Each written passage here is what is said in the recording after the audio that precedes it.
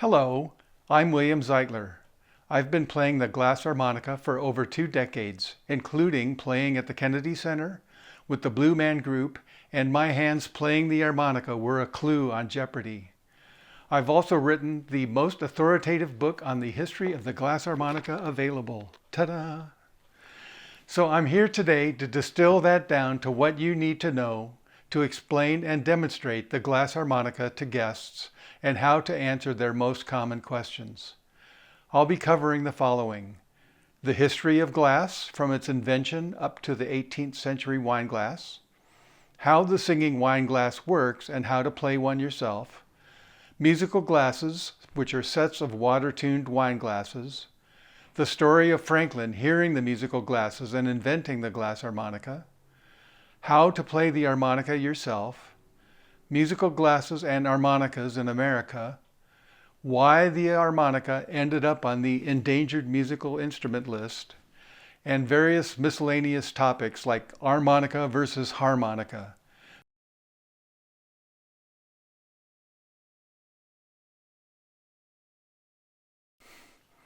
Glass is not easy to produce. It requires high temperatures to melt and fuse. Then it must be worked while still molten and cooled slowly to prevent cracking. Due to this difficulty, glass was a rare luxury until modern times.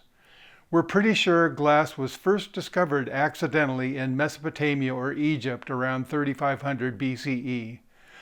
This first glass was used to make beads, glaze, and small objects and was not transparent. One popular legend says that Phoenician merchants set up camp on a beach and that their campfire accidentally created glass. This isn't possible as campfires don't get nearly hot enough to melt glass. No, a real furnace is necessary to get temperatures hot enough to melt glass. In other words, glass didn't come about by accident. Someone had to put sand and other ingredients into a furnace to see what happened. So an unimaginable amount of trial and error must have been involved, something that always amazes me when I stop to think about it.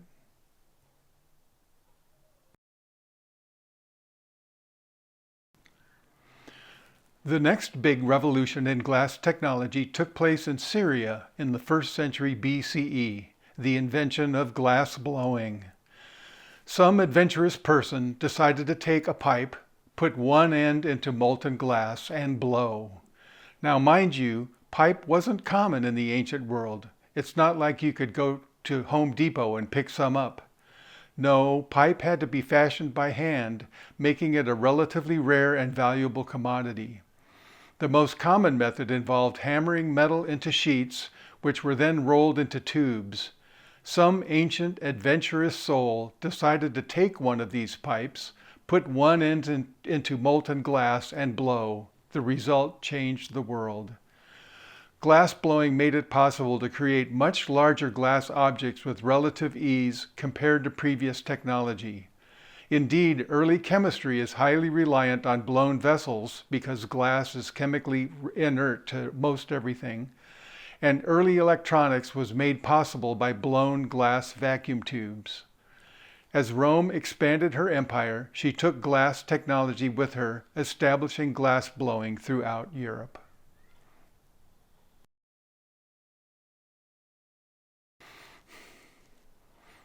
One center of glass technology was Venice. Blessed with a pure sand especially conducive to glass making, and a seafaring city of merchants that could trade their products as far as Britain and Flanders, Venice came into its own around 1200. And then, although the Romans were capable of blowing thin-walled glasses, the Venetians took it to a whole new level with their invention of cristallo around 1450, Italian for crystal. Not only could they blow thin-walled vessels more consistently, but cristallo was clear, a whole new concept in glass. Early on, the Venetians moved all their glass blowing to Murano, a lagoon island situated about 3 miles north of Venice. A rowboat could reach it in about an hour. This was to reduce the considerable risk of fire in Venice, but it also had the benefit of making it much easier to keep their industrial secrets. And those secrets were valuable indeed. A Murano wine glass could cost as much as its equivalent in solid gold. One of the ways they justified the high cost was by saying that because their glasses were blown under the right phases of the moon, they couldn't withstand poison. That is, if someone put poison into one of their glasses, it would shatter, saving its owner. This would be quite valuable in Borgia, Italy, where poisoning was all too common. As a result, because of the cost, nobility might own one Cristallo wine glass.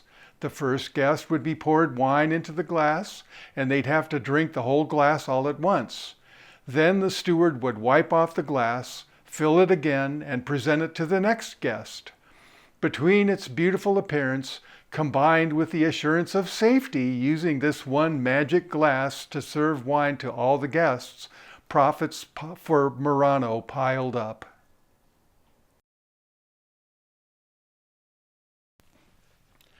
So, in those days, glass was cutting-edge technology. The supremacy and enormous profits of Venetian glass inspired attempts to make glass of similar quality in England. Initial unsuccessful attempts were made as early as 1530, but the real beginnings of the crystal glass industry in England date from 1567. At that time, everyday glasses were made thicker to hold up in transport better without breakage, making it impossible for them to sing. But all of that was about to change. So here are the steps from the nice, thick, sturdy wine glasses of about 1500 to the essentially modern wine glass with walls thin enough to sing about 1750. We begin with Queen Elizabeth, who ascended the throne in 1558. Under her reign, England was transformed from an impoverished country torn apart by religious strife to one of the most powerful and prosperous countries in the world. When she defeated the Spanish Armada, that made England a superpower, and commercial shipping of British-made goods thrived. James I succeeded Elizabeth in 1603 and basically continued Elizabeth's economic policies. And under James I, we have Shakespeare and the King James Bible. England was thriving. And demand for glass and metal was booming, but their furnaces were fueled with wood, something that was becoming increasingly scarce on their relatively small island. England is about the size of New York State. Wood needed to be put to better use, like building houses and ships. So starting in 1585, Parliament passed a steady stream of legislation gradually prohibiting the use of wood-fired furnaces. This meant that glass furnaces needed to be redesigned and rebuilt. But once glassmakers were over the hump of transitioning to the new furnace technology, they found that coal was much better for glassmaking than wood. Coal was hotter and more consistent. Furthermore, we have the issue of British patents, which were very different from what patent means to us. For them, it was a monopoly on a given industry, frequently given as a reward for government service. For example, Sir Robert Mansell was a vice admiral in the Navy and given a patent over glassmaking, control over the entire glassmaking industry in England, something he knew nothing about. And one of the terms of these patents was that a substantial percentage had to be paid to the Crown, so the Crown had lots of incentive to hand out lots of patents. And all too frequently, granting a new patent might force the existing businesses to go under. Things came to a head in 1640 when Charles I was forced to summon Parliament, and one of their first decrees was to condemn and abolish Mansell's glass monopoly. And in 1649, all remaining patents issued by the Crown, including glassmaking patents, were rendered null and void when King Charles I was beheaded. 11 years of civil war later, the monarchy was restored and Charles II ascended to the throne. Understandably, he wanted to have as little to do with patents as he could. As a result, innovation and competition exploded, and an increasingly well-to-do middle class wanted the luxuries of the wealthy for themselves, so considerable effort was made to bring down the cost of luxury items like glass. Eventually, wine glasses became relatively affordable and common, which brings us to the final step in the process and my personal favorite. Ever in need of more revenue, Parliament passed an excise tax on glass in 1745, taxing it by weight. The predictable result was that glassmakers made their glasses thinner and lighter. Before then, glass makers had every reason to make their glasses thicker, less breakage in shipping, and broken glass makes no money. But now thin was in. So due to a combination of all these forces, the rise of the British Empire and a middle class that wanted glasses for themselves and could pay for them, running out of forests and switching to coal, changes in the patent climate that encouraged innovation, the improvements in glass-making technology in general, and finally the excise tax on glass by weight, all these combined to reduce the price of glasses and make them musical.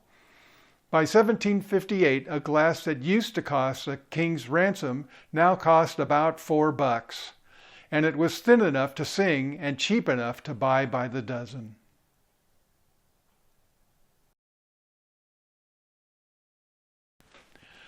Glass making in America began at Jamestown in 1608. The English Board of Trade decided that glass making would be an ideal use for the limitless forests of the New World. So a glass factory was founded in Jamestown, operating in the nearby forest a little over a year after the first colonists arrived from England, and they sent back to England the first manufactured product of any kind. So it can be truly said that glass was America's first industry. But glass making certainly came to a halt during the starving time in 1609 to 1610, when all but 60 of the 500 inhabitants at Jamestown died. Another attempt was made in 1621, but abandoned again in 1624. Part of the problem was the difficulty in getting skilled glassblowers to come to the New World. Why should they come to the hardship of the colonies when their skills were in high demand and very well paid back in comfy England? By the 1700s or so, when the colonies were firmly established, England had changed its policies, wanting all its colonies to merely supply raw materials, and the high-profit manufacturing would take place back in England. After the American Revolution, England's mercantile policies and navy still made it difficult for American products to compete. Then, in 1812, Americans were completely cut off from the supply of British-made goods, and American glassmakers were for the first time free of ruinous competition. There were setbacks, of course, but since then, glass production increased every decade throughout the 19th century.